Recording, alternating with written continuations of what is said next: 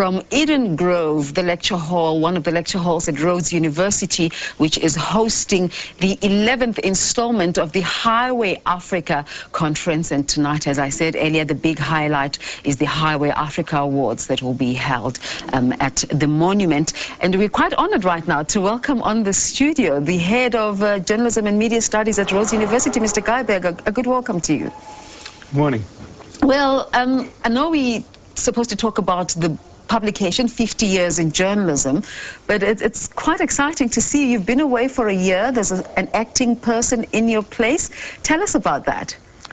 Well, at a university, if you're lucky, you're allowed to take off a year every 6 years to do some research and catch up on what's happening in the world.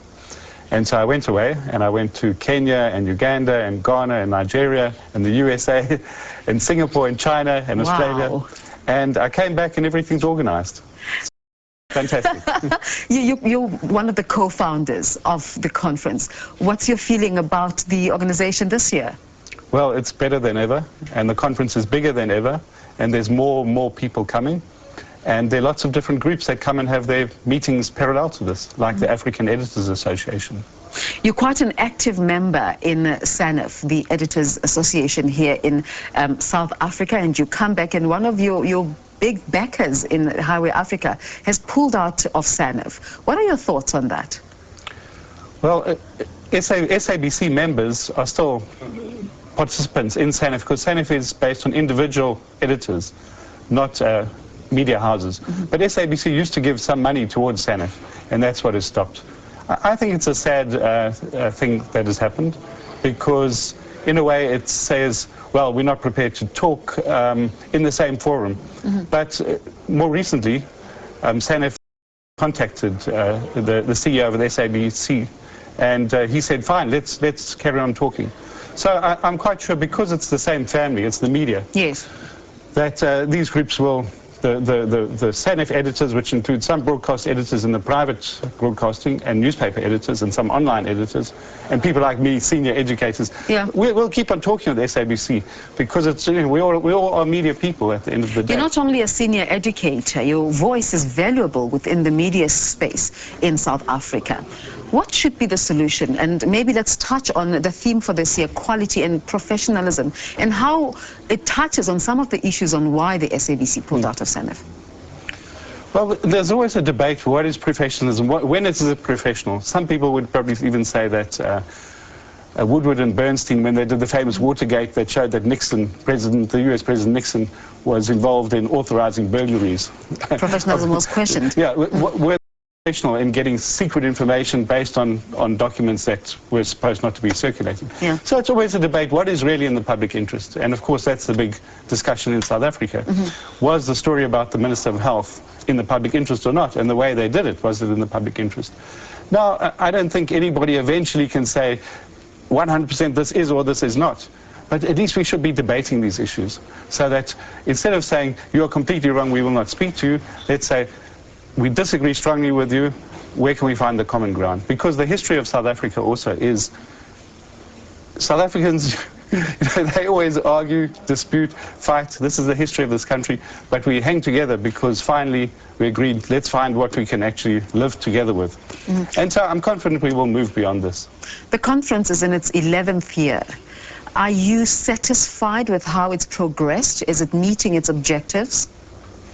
Well, this conference has just become Africa's biggest of journalists in the world. Nowhere in the world do you find so many African communicators. The number of participants is an indication. Well, it's terrific. And so the networking, building a community, a whole social movement of journalists is fantastic.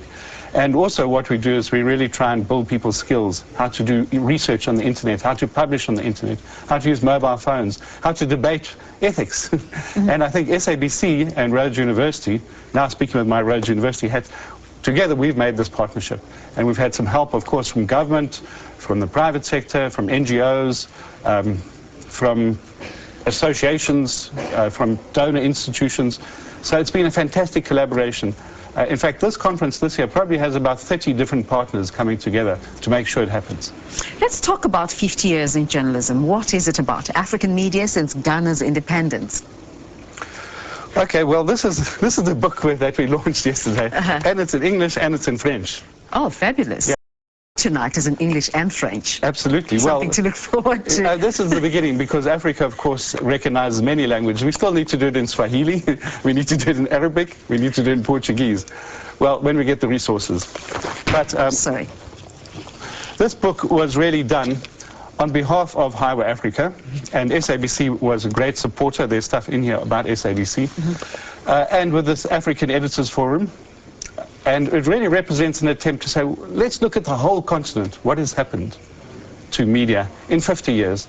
Because 50 years ago this year, Ghana became the first country to get its independence in sub-Saharan Africa.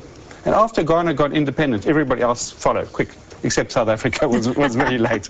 But it went like that. Now, after 50 years, what experience has there been with media? And that's where we're going to leave it. Guy Berger, thank you so much for coming through to us. A respected media voice in South Africa, and also the head of journalism and media studies at the Rhodes 180 takes a break for now.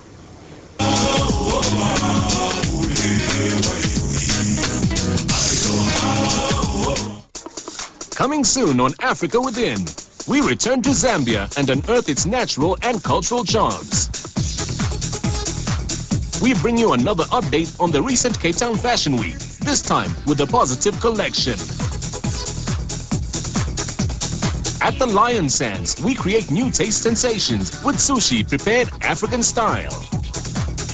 And we overview the best of local and international talent, only on Africa Within. Hoe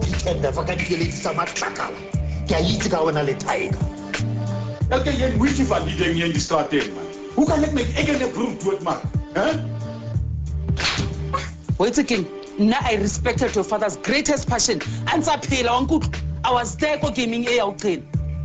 Unolo kai when.